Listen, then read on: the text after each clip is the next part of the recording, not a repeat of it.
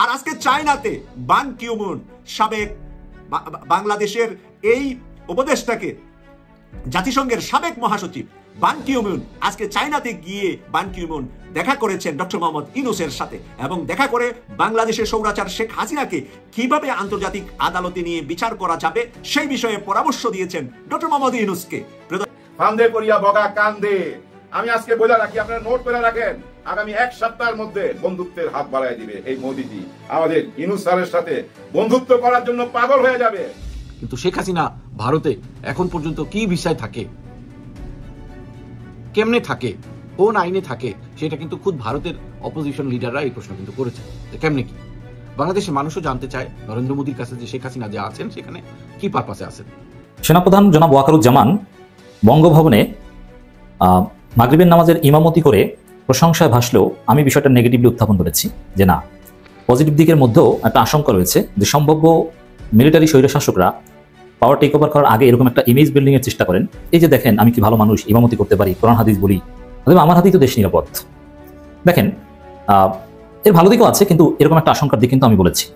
বাড়িতে মেহমান আসলে অন্তত রিজিক বাড়ে এবং সুসংবাদ বেশি বেশি পাওয়া যায়, কিন্তু ভারতের সাথে উল্টো ঘটনা ঘটছে। যেমন শেখ হাসিনা ভারতে মেহমান হিসেবে গিয়েছে, উল্টো ভারতের জন্য সুসংবাদ তো দূরে থাক, একের পর এক দুঃসংবাদ ভারতের জন্য আসতেছে। প্রিয় দর্শক, ডোনাল্ড ট্রাম্প অবশেষে বাংলাদেশে ডক্টর ইউনূস সাহেবকে চিঠি পাঠিয়েছে। সেই চিঠির ব্যাপারটি নিয়ে আজকের এই ভিডিওর মাধ্যমে আপনারা খোলাসাভাবে বিস্তারিত জানবেন। তাছাড়াও ভারতের অবস্থা যে খুবই ভয়াবহ হতে চলেছে, একের পর এক চাপে পড়ে গেছে ভারত, বলতে পারেন যে মাইনকার চেপায় পড়েছে ভারত। ভারত এখন খুবই হতাশা বোধ করতেছে। ডক্টর ইউনূস সাহেব চায়না সফরে গিয়েছে, আর চায়না ভারতের জন্য খুবই বিপজ্জনক, সেটা আপনারা সবাই খুব ভালো করে জানেন। তো যাই হোক, আসলে আমি বিশ্লেষণ করব না, আমি কোনো বিশ্লেষকও না। ভিডিওর শুরুতেই কয়েকটা ভিডিওর অংশ বিশেষ আপনারা দেখছেন, দেখেই হয়তো বুঝতে পেরেছেন। তো চলুন তাহলে আর কথা না বাড়াই, একটা লাইক দিয়ে বিস্তারিত সবগুলো ভিডিওর আলোচনাগুলো শুনে আসি। ডক্টর মোহাম্মদ ইউনূসের কাছে বিশাল চিঠি লিখেছেন আমেরিকার প্রেসিডেন্ট ডোনাল্ড ট্রাম্প। বাংলাদেশের স্বাধীনতা দিবস এবং বাংলাদেশের মানুষকে ঈদের অগ্রিম শুভেচ্ছা জানিয়েছেন এই চিঠিতে। এই চিঠিতে কি লিখেছেন সেটা নিয়ে আজকে আমার বিশ্লেষণ। প্রিয় দর্শক, ডক্টর মোহাম্মদ ইউনূসের কাছে ডোনাল্ড ট্রাম্প লিখেছেন বাংলাদেশের সাথে যৌথভাবে কাজ করতে চান আমেরিকা। আমেরিকার মতন একজন বড় মাপের রাঘব বোয়াল যদি চিঠি লিখে বাংলাদেশের মতন একটি ছোট্ট ক্ষুদ্র দেশের রাষ্ট্রপ্রধানের কাছে এভাবে যে আমরা বন্ধু হয়ে আপনার পাশে থাকতে চাই এবং আপনার সাথে একসাথে কাজ করতে চাই, মিলেমিশে কাজ করতে চাই, মিলেমিশে কাজ করার কথা কে কার সাথে বলে? যে যার সমান, যে যার যোগ্য, অথবা শক্তি, অর্থ, সামর্থ্যর দিক থেকে যে যার সমান হয় তখন তাকে মানুষ কাছে টেনে নেয়। কিন্তু বাংলাদেশ সব সময় আমেরিকা থেকে বিভিন্নভাবে সহযোগিতা পেয়ে থাকে, অর্থনৈতিক সহযোগিতা, সামরিক সহযোগিতা। আমরা বাংলাদেশিরা আমেরিকাতে গিয়ে চাকরি করছি, গ্রিন কার্ড নিচ্ছি, ন্যাশনালিটি পাচ্ছি, বিভিন্ন ধরনের সুবিধাগুলা আমেরিকা বাংলাদেশকে দিয়ে যাচ্ছে। আর বাংলাদেশ থেকে আমেরিকা কি নিবে, নেওয়ার মতো আছি বা কি? প্রিয় দর্শক, এরই মাঝে ডোনাল্ড ট্রাম্পের মতন একজন মানুষ যে নাকি বিভিন্ন দেশকে বিভিন্নভাবে বিব্রত করে কথা বলছেন, আর সেই জায়গায় এত নমনীয়, এত ভদ্র, এত সহনশীল এবং এত অমায়িক আচরণ কেন বাংলাদেশের উপর করছেন? প্রিয় দর্শক, আপনারা ইতিমধ্যে দেখেছেন যে ভারতীয় নাগরিকদের হাত পা বেঁধে প্লেনে করে ভারত পাঠিয়ে দিয়েছে, কিন্তু এরই মাঝে একজন বাংলাদেশিকে উনি হাত পা বেঁধে বাংলাদেশে পাঠান নাই। এর মাঝে যদি কেউ বাংলাদেশি গুরুতর মানে ওই দেশে থাকার মতন আইনের কোনো ধরনের সুবিধা নাই, তাদেরকে উনি চিঠি দিয়েছেন। আর সেই চিঠি অনুপাতে হয়তো 2-4 জন বাংলাদেশে ফেরত এসেছেন, কিন্তু তার নিজ উদ্যোগে নিজ টিকিট কেটে নিচে এসেছেন, কাউকে ধরে এয়ারপোর্টে এনে প্লেনে তুলে বাংলাদেশে ডোনাল্ড ট্রাম্পের সরকার একজন মানুষকেও পাঠান নাই। কারণ ডোনাল্ড ট্রাম্প শপথ নেওয়ার আগেই বাংলাদেশের রাষ্ট্র ক্ষমতায় বাংলাদেশের সরকারে এসেছেন বিশ্ব বরেণ্য সম্মানিত ব্যক্তি ডক্টর মোহাম্মদ ইউনূস, যার অবদান আমেরিকাতে রয়েছে, যার অবদান ইউরোপে রয়েছে, যার বইগুলা পাঠ্যপুস্তক হয়েছে তাদের দেশের বিশ্ববিদ্যালয়। শুধু বিশ্ববিদ্যালয়ে পাঠ্যপুস্তক নয়, ডক্টর ইউনূসের সাবজেক্টের উপরে নতুন করে তারা সাবজেক্ট ফ্যাকাল্টি খুলেছে তাদের বিশ্ববিদ্যালয়গুলাতে। আর সেখানে নিয়োগ পেয়েছে বিশ্বের বিভিন্ন অর্থনীতিবিদ, অনেক শিক্ষক, আর সেখানে লেখাপড়া করছে আমেরিকা, ইউরোপের, অস্ট্রেলিয়া, নিউজিল্যান্ড, জাপান, এখন চায়নার ছেলেরা পড়াশোনা করবে ডক্টর মোহাম্মদ ইউনূসের লিকুনি সাবজেক্টের উপরে। প্রিয় দর্শক, সেই মানুষটাকে বিশ্ব দরবারে এখন সম্মানিত করছে এক এক করে। জাতিসংঘের মহাসচিব বাংলাদেশে এসে 4 দিন থেকে সম্মানিত করে গিয়েছেন। আর আজকে চায়নাতে বান কি মুন, সাবেক বাংলাদেশের এই উপদেষ্টাকে, জাতিসংঘের সাবেক মহাসচিব বান কি মুন আজকে চায়নাতে গিয়ে বান কি মুন দেখা করেছেন ডক্টর মোহাম্মদ ইউনূসের সাথে, এবং দেখা করে বাংলাদেশের স্বৈরাচার শেখ হাসিনাকে কিভাবে আন্তর্জাতিক আদালতে নিয়ে বিচার করা যাবে সেই বিষয়ে পরামর্শ দিয়েছেন ডক্টর মোহাম্মদ ইউনূসকে। প্রিয় দর্শক, খেলাটা কেমন জমেছে আর কেমন মেতে উঠেছে, আর ভারত থেকে নরেন্দ্র মোদী আর শেখ হাসিনা কিভাবে বিশ্ব থেকে কোণঠাসা হচ্ছে। গতকাল আমরা রিপোর্টটা পেলাম, আমেরিকার একটি সংস্থা দাবি করছে নরেন্দ্র মোদী এবং তার দল বিজেপি, ভারতীয় জনতা পার্টি, ভারতের মানুষের যে সংখ্যালঘু যারা মুসলিম এবং অন্য ধর্মের যারা সংখ্যালঘু, সংখ্যায় যারা কম, তাদের উপরে কি নির্যাতন করছে। এবং রর মতন ভারতের এই গোয়েন্দা সংস্থাটি, যেই গোয়েন্দা সংস্থাটি 15.5 বছর শেখ হাসিনার ঘাড়ে বসে বাংলাদেশের আলেম ওলামা, বাংলাদেশের ইসলামপন্থী মানুষ, বাংলাদেশের ধর্মভীরু মানুষ, বাংলাদেশের নিরীহ স্কুল কলেজ মাদ্রাসা পড়ুয়া ছাত্র যারা নাকি নামাজ পড়ে 5 ওয়াক্ত, তাদেরকে টার্গেট করে করে কিভাবে নির্যাতন করেছে সেই হদিস আমেরিকার কাছে পৌঁছে গিয়েছে। সেই কারণে ভারতের রকে নিষিদ্ধ ঘোষিত সংস্থা হিসাবে তারা উত্থাপন করেছে। প্রিয় দর্শক, আমেরিকাতে গতকাল উত্থাপন হয়েছে ভারতের রকে নিষিদ্ধ করা। বাংলাদেশের র্যাবকে এভাবে নিষিদ্ধর কথা কিন্তু এখনো জাতিসংঘ বা আমেরিকা থেকে বলছে না, কিন্তু ভারতের রর উপরে রিপোর্ট চলে আসছে নিষিদ্ধের জন্য।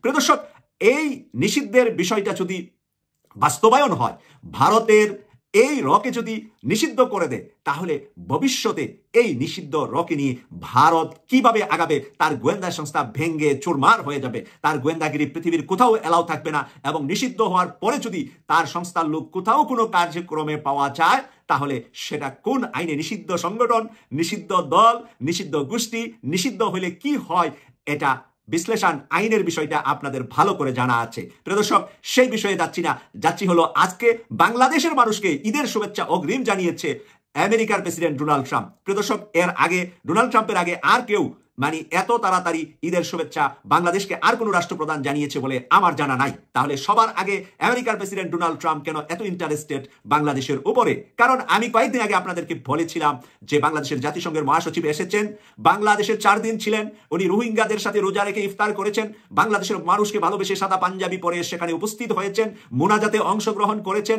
এই কাজগুলা করার ভিতরে তাদের ভিতরে চেয়ে নমনীয়তা এবং ভালোবাসা বাংলাদেশের মানুষের উপর, আর এই রোহিঙ্গাদেরকে নিয়ে আরাকান মুসলিম রাষ্ট্র গঠন, এবং ওদিকে মণিপুর নিয়ে ভারতের ভিতরে খ্রিস্টান রাষ্ট্র গঠন, এবং বাংলাদেশের দক্ষিণ অঞ্চল আমাদের বঙ্গোপসাগর, সেই বঙ্গোপসাগরের মাঝখান থেকে, বঙ্গোপসাগর থেকে হবে পোর্ট। হ্যাঁ, ওই যে সংখ্যালঘু বইলা, বুঝছেন, আমাদের দেশটাকে 2 ভাগ 3 ভাগ করে ফেলাইছে। যা ইচ্ছা তাই গত 50টা বছর যাবত দেখতেছি ভারত থেকে এখানে শুধু সংখ্যালঘুর উপর অত্যাচার হইতেছে।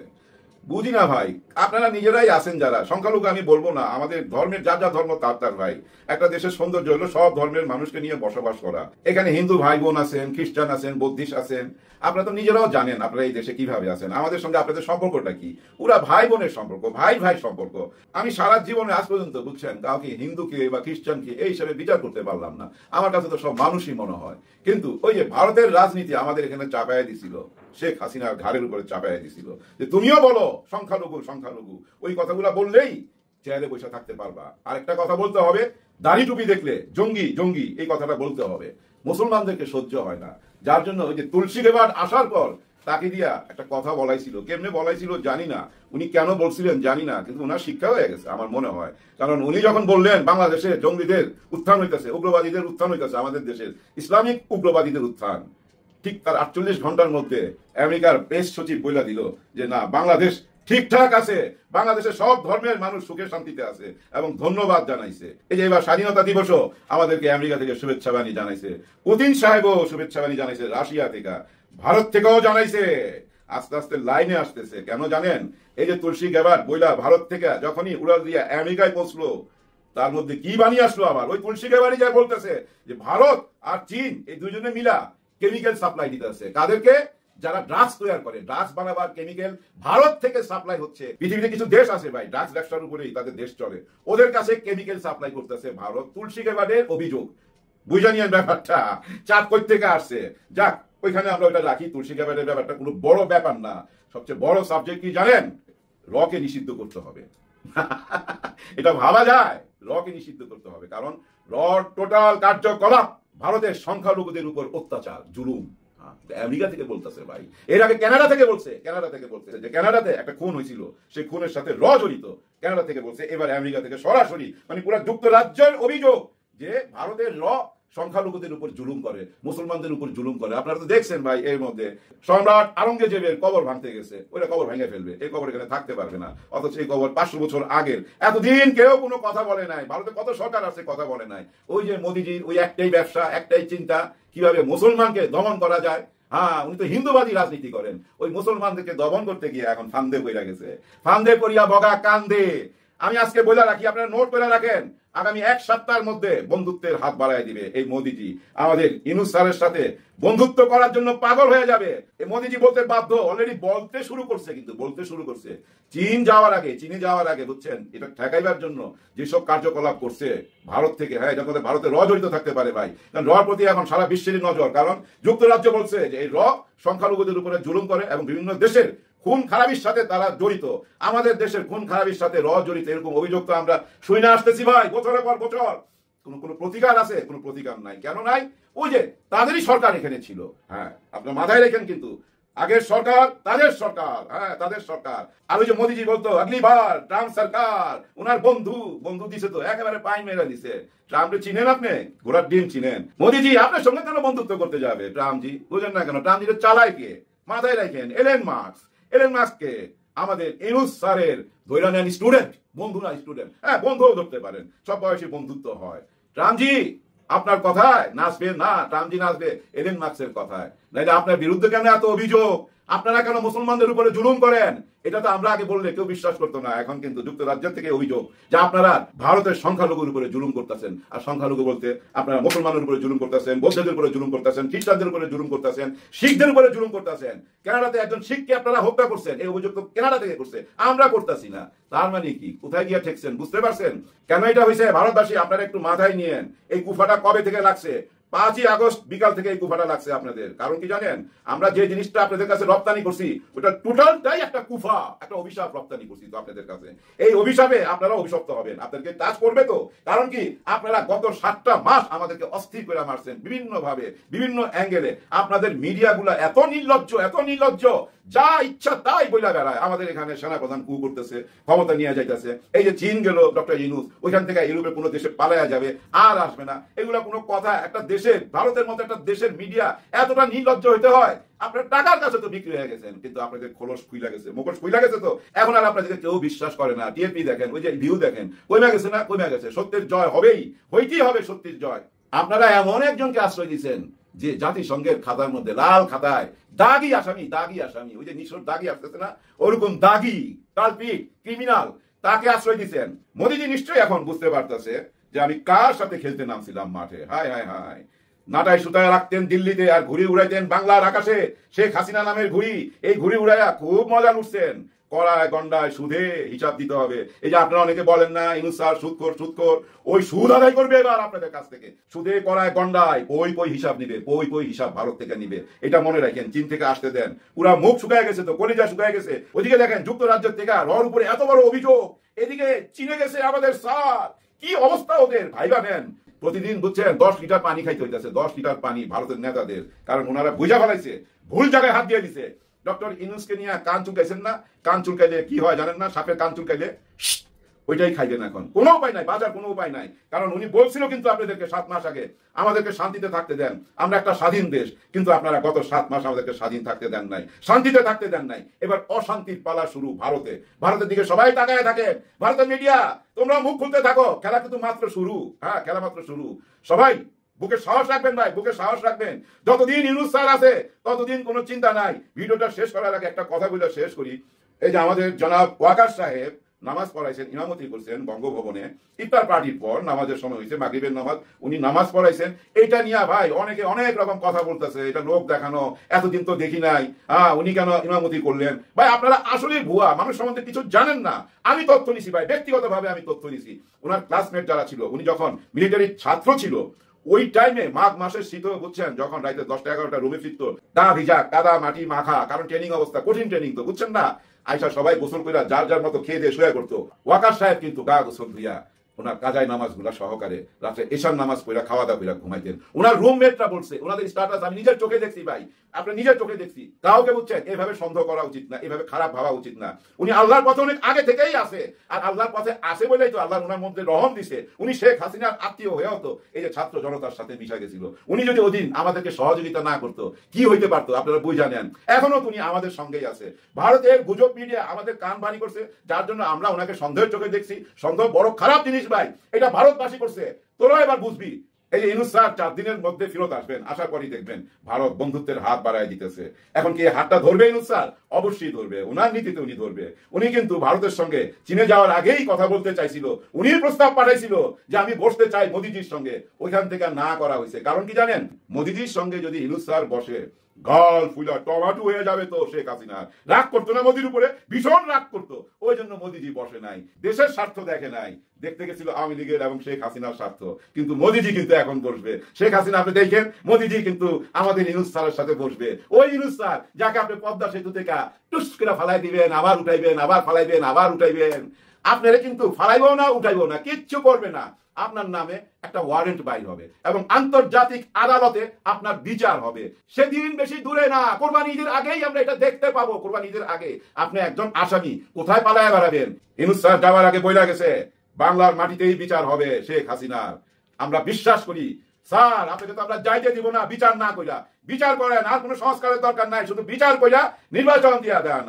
সেনাপ্রধান জনাব ওয়াকারুজ্জামান বঙ্গভবনে মাগরিবের নামাজের ইমামতি করে প্রশংসায় ভাসলেও আমি বিষয়টা নেগেটিভলি উত্থাপন করেছি যে না, পজিটিভ দিকের মধ্যেও একটা আশঙ্কা রয়েছে যে সম্ভাব্য মিলিটারি স্বৈরশাসকরা পাওয়ার টেক ওভার করার আগে এরকম একটা ইমেজ বিল্ডিং এর চেষ্টা করেন।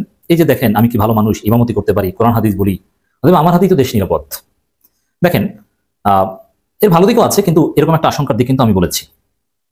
জামাত শিবিরের লোকজন প্রশংসা করছে, জামাতের একজন বড় আলেমকে দেখলাম যে লিখেছে চোখ জোড়ানো দৃশ্য। হ্যাঁ, এটা চোখ জোড়ানো দৃশ্য হলেও এটা নিয়ে সিরিয়াস হওয়ার কিছু নেই, কারণ এটা তো প্রত্যাশিত। একজন নামাজি, একজন শিক্ষিত ব্যক্তি ইমামতি করতে পারবে, এতে আমি আশ্চর্য হওয়ার কিছু দেখি না। কিন্তু সেই ছবি পরিকল্পিতভাবে ভাইরাল করে দেওয়া এবং জনগণের প্রশংসা করা এবং জনগণের দৃষ্টি ভিন্ন দিকে ফেরানোর একটা চেষ্টা কিনা, এই প্রশ্ন আমি তুলেছিলাম। এখন আমি বললে তো আর ওটা ওইভাবে খুব সিরিয়াস হয় না, যেটা পিনাকি ভট্টাচার্য বললে হয়। তো অবশেষে পিনাকি ভট্টাচার্য জনগণ যতই প্রশংসা করুক, সেনাপ্রধানের আসল রহস্য ফাঁস করে দিলেন। এই জন্য আমাদের জরুরি কিছু করণীয় আছে। আমাদের সতর্ক থাকতে হবে যে না, ভালো কাজের খারাপ উদ্দেশ্য থাকতে পারে, নিজেকে ভালো ভালো হিসেবে উপস্থাপন করে অন্য কোনো অঘটন ঘটানোর একটা চেষ্টা হতে পারে। এই জন্য পিনাকি ভট্টাচার্যের এই বার্তা, তিনি যে ইঙ্গিত দিচ্ছেন, যে রহস্য দেখছেন, এটা আপনাদের সামনে উপস্থাপন করতেছে। এবং অনেক দর্শক কিছু সুচিন্তিত মতামত দিয়েছে যে সেনাপ্রধানের এই নামাজের ইমামতি দৃশ্য দেখে আবেগপ্লুত হওয়ার কিছু নেই, প্রশংসা করলেও একই সাথে আমাদের সতর্কতাও দরকার যে এটা যেন অন্য কোনো অঘটনের কারণ না হয়। দেখেন পিনাকি ভট্টাচার্য লিখেছে, সেনাপ্রধান হওয়ার আগে এবং পরে সিসি, সেই মিশরের স্বৈরশাসক সিসি, যিনি মিশরের ইতিহাসে অন্যতম শ্রেষ্ঠ শাসক মোহাম্মদ মুরসিকে হটিয়ে ক্ষমতা দখল করেছেন এবং হাজার হাজার ইসলামপন্থীকে হত্যা করেছেন এবং মুরসিকে শেষ পর্যন্ত কারাগারে হত্যা করা হয়েছে। সেই নরপিচাস ইহুদি বংশধর সিসি কি করেছিল? সিসির ইমামতির ছবি কায়দা করে প্রচার করা হয়েছিল ক্ষমতা নেওয়ার আগে এবং পরে। সেই ছবি পিনাকি ভট্টাচার্য শেয়ার করেছেন যে সিসি হাত তুলে দোয়া করছেন। এর মানে নিজেকে খুব ইমানদার, আল্লাহর অনুগত বান্দা হিসেবে সিসিও কিন্তু মিলিটারি কুর আগে এভাবে নিজেকে উপস্থাপন করেছিল কায়দা করে। সিসির এই পরেশগারি দেখে গলে যান মোহাম্মদ মুরসি। সরল সহজ মুরসি ভুলে যায় যে ইসরায়েলি মিলিটারি অ্যাটাকে দায়িত্ব পালন করেছিল আবদুল্লাহ আলী ফাত্তাহ সিসি। এখন বাংলাদেশেরও জামাত শিবির হুজুর যারা, এদেরকে আমি পলিটিশিয়ান মনে করি না, এরা রাজনীতি বোঝে না বা বোঝার কথা না, কিন্তু এদের এই আবেগ, যে চোখ জোড়ানো দৃশ্য বলা, এটা যেন মিশরের মতো ঘটনার কারণ না হয়, এই সতর্কবার্তা, এই আহ্বান আমরা জানাচ্ছি। এই কারণে আমাদের আলোচনা, সতর্ক থাকতে হবে। যেহেতু আমাদের একটা এই ধরনের একটা আলোচনা জনপরিসরে আসছে, একটা উদ্বেগ উৎকণ্ঠা আছে, এবং আওয়ামী লীগ যেহেতু এটা চায়, আওয়ামী লীগ তো প্রকাশ্যেই বলছে যে সেনাপ্রধানের উচিত পাওয়ার টেক ওভার করা ডক্টর ইউনূসকে হটিয়ে। সেনাপ্রধানের দিকে আওয়ামী লীগ তাকিয়ে আছে, এই কারণে আমাদের সতর্ক হতেই হবে। কারণ আওয়ামী লীগ যেটা প্রত্যাশা করে এটা আমরা কিভাবে সিরিয়াসলি দেখবো না? ভারত চায় এটা। মিশরের 10 কোটি জনগণ, গাজার 20 লাখ মানুষ সবাই আজ জীবন দিয়ে সেদিনের ইমাম সিসিকে বিশ্বাস করার মূল্য দিচ্ছে। এই জন্য ইমামতি দেখে আমি সবার আগে কোশ্চেন তুলেছি। হাজারো লক্ষ মানুষ ওয়াকারুজ্জামানের ইমামতি প্রশংসা করলো, আমি প্রশংসা করে তারপরে কোশ্চেন তুলেছি যে না, আমাদের সতর্ক থাকতে হবে। পিনাকি ভট্টাচার্য এখন সেটাই বুঝিয়েছেন। এরপরে পিনাকি লিখেছেন শিক্ষা। শিক্ষা কি? জেনারেলদের ইমামতির ছবি ভাইরাল করার পেছনে কোনো উদ্দেশ্য থাকতে পারে। জেনারেল নামাজি হলেও ফেসিবাদীর বন্ধু হতে পারে, ইসরায়েল ভারতের বন্ধু হতে পারে। মানে এটা তারা অবশ্যই জেনারেল ওয়াকারুজ্জামানকে বুঝিয়েছেন, এটা তো যে কেউ বুঝে যে এদের নামাজি ইমামতি দেখে আবেগপ্লুত হওয়ার কিছু নেই, আমাদের সতর্ক থাকতে হবে। এটাই হচ্ছে পিনাকি ভট্টাচার্যের ইঙ্গিত। সুতরাং ইতিহাস দেখে বিচার করুন, জেনারেলদের নামাজ দেখে না। রাইট, এক্স্যাক্টলি এভাবেই আমাদেরকে সতর্ক করছেন পিনাকি ভট্টাচার্য।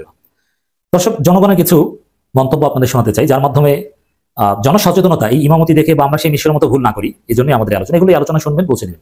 আমরা আবারও বলছি, সেনাবাহিনীর প্রতি আমাদের কোনো বিদ্বেষ নেই, সেনাবাহিনী আমাদের আস্থার প্রতীক, কিন্তু উল্টো পথে যাতে না যায় এই জন্য আমাদের সতর্কতা, জাস্ট এইটুকুই। একজন লিখেছেন, দাদা অসাধারণ, অতিরিক্ত চোরের লক্ষণ, অতিভক্তি চোরের লক্ষণ। আমার দেখা অধিকাংশ প্রতারকের ভাষা অনেক সুন্দর, সেটাই। মানে নামাজ ইমামতি করছেন এটা দেখে যেন আমরা আবেগপ্লুত না হই। আর ইমামতি করছেন সেটা ছবি তুলে আবার এভাবে প্রচার করার পেছনে কোনো ইল মোটিভ থাকতে পারে, খেয়াল থাকতে হবে। একজন লিখেছেন, একদম কারেক্ট লিখেছেন, একজন আলেম লিখেছেন। এর মানে হুজুররাও এটা সন্দেহ করছে, অনেক হুজুর, আবার অনেক হুজুর ইমোশনাল হয়ে যাচ্ছে। একজন লিখেছেন, এটি আহামরি কোনো প্রশংসার বিষয় না। যারা এখানে সালাত আদায় করেছে, মানে নামাজ পড়েছে, তারা নিজ নিজ দায়িত্বের জায়গায় কতটুকু ন্যায়পরায়ণ ও সৎ, সেটি মূলত প্রকৃত প্রশংসার বিষয়। মানে নামাজ দেখে আবেগপ্লুত হওয়ার কিছু নেই। আব্দুল্লাহ ইবনে উবাই নামাজ পড়ত। আমাদের দেশের মানুষ ইসলাম ভালোভাবে না বোঝার কারণে সালাত, দাড়ি, বোরখা ইত্যাদি বাহ্যিক বিষয় দেখলেই আবেগে গা ভাসিয়ে দেয়। সালাত তো প্রত্যেক মুসলমানের উপর ফরজ, এটি অতিরিক্ত কোনো কাজ নয়, বরং এটি সকলের জন্য কমন এবং অবশ্যই করতে হবে। প্রশংসা তখনই করবেন যখন দেখবেন তার দায়িত্বের জায়গায় সে সৎ ও ন্যায়পরায়ণ। গোলামীর স্বভাব ছেড়ে নেতা হওয়া শিখতে হবে। এক্স্যাক্টলি, মানে এটাই হচ্ছে মূল কথা। এই সেনাপ্রধানের নামাজের ইমামতির পর আমাদের দৃষ্টিভঙ্গিটা কি হওয়া উচিত, এই তালহা খালেদ নামের এক দর্শকের এই মন্তব্য থেকে বিষয়টা আমরা স্পষ্ট হতে পারি বা আমরা সঠিক দৃষ্টিভঙ্গি রাখতে পারি। অতএব সেনাপ্রধান মুসলিম পরিবারের সদস্য, তিনি নামাজ পড়বেন, এটা তো স্বাভাবিক, এবং ইমামতি করতে পারবেন, এটা একদম স্বাভাবিক। একজন শিক্ষিত মানুষ এবং মিলিটারি ট্রেনিং এর মধ্যে এই ধর্মীয় ট্রেনিং দেওয়া হয়। একজন লিখেছেন, ট্রু, আগে তো নামাজের ছবি দেখি নাই, যখনই দেখবো অনলাইনে পোলাপান ধুয়ে দিচ্ছে তখনই নামাজের ছবি ভাইরাল করে দিল। জানে এই জাতির সেন্টিমেন্ট টুকা দিয়ে যে কোনো কিছুই ভুলিয়ে দেওয়া যায়। বুঝতে পারছেন যে কোন সময় সেনাপ্রধানের নামাজের এই ছবিটা সামনে আনা, যখন সেনাপ্রধানকে জনগণ সন্দেহ করছে। অতএব এখানে ইল মোটিভ থাকতেই পারে। একজন লিখেন, সুগভীর চিন্তা, আমরা মানুষ হিসাবে আবেগী, তাই সহজে বিশ্বাস করি এবং ভুলে যাই। প্রিয় দর্শক শ্রোতা, আশা করি সবগুলো ভিডিও দেখেছেন এবং সকল বিশ্লেষকের বিশ্লেষণগুলো মনোযোগ সহকারে আপনারা শুনেছেন। তো অবশ্যই এবার আপনাদের মূল্যবান মতামতটা জানিয়ে দিন, পারলে ভিডিওটি শেয়ার করে সবারই দেখার সুযোগ করে দিন। আর আমাদের এই চ্যানেল নাসির ইসলামিক মিডিয়া সেন্টারে যদি আপনারা নতুন হন, প্রতিনিয়ত এ ধরনের সকল প্রকার নিত্য নতুন আপডেট খবরগুলো পেতে আমাদের এই চ্যানেলটি সাবস্ক্রাইব করে আমাদের সাথে থাকুন। ইতিমধ্যে যারা অলরেডি সাবস্ক্রাইব করে দিয়েছেন সবাইকে অসংখ্য ধন্যবাদ জানিয়ে ভিডিওটি এখানে শেষ করছি। সে পর্যন্ত সবাই ভালো থাকবেন, সুস্থ থাকবেন। আল্লাহ হাফেজ।